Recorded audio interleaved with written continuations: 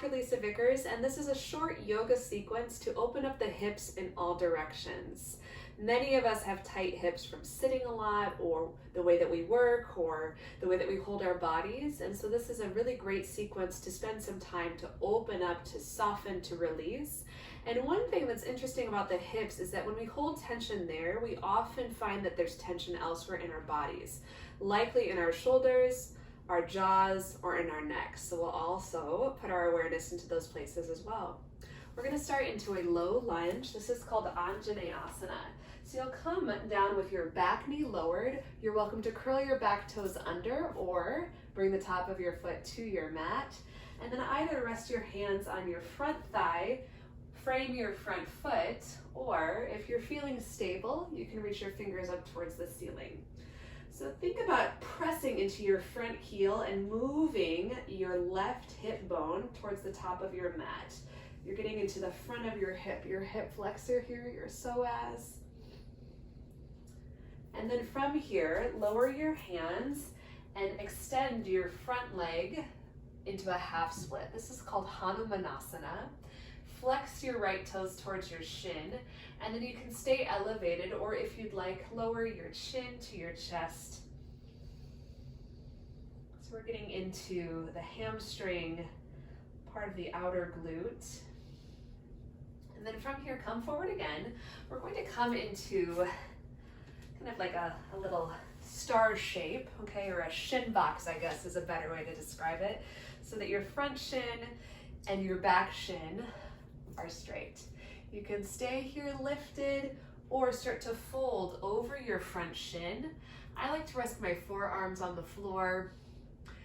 And if you want a little bit more intensity, you'll simply move your shin farther away from your body and think about flexing those right toes towards your shin.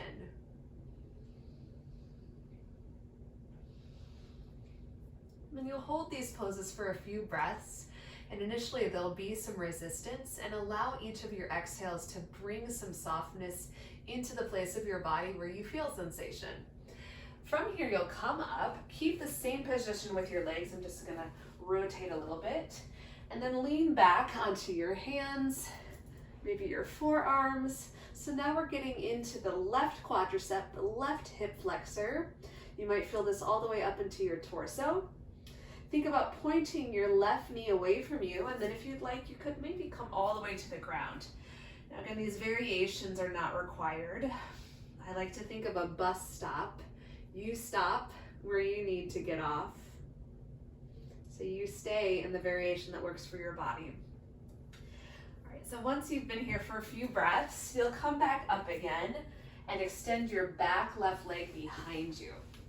So now my torso is square to the front of my mat, and then this is called half pigeon pose. You're welcome to stay up on your hands.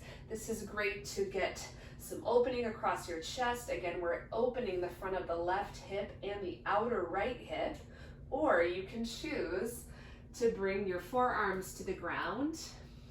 Stay here for a few moments.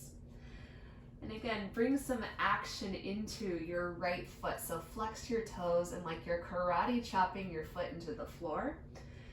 And then again, if you've created some softness, maybe you can bring your forehead to the mat. And this is a great place to check in if you have started to hold tension elsewhere in your body. Likely places are your jaw, the root of your tongue, the base of your neck, maybe your shoulders. And then you'll come back up and take that entire sequence on the other side. So Anjaneyasana, half Hanuman, and then into your shin box for the extension over your shin, the reclined position into half pigeon.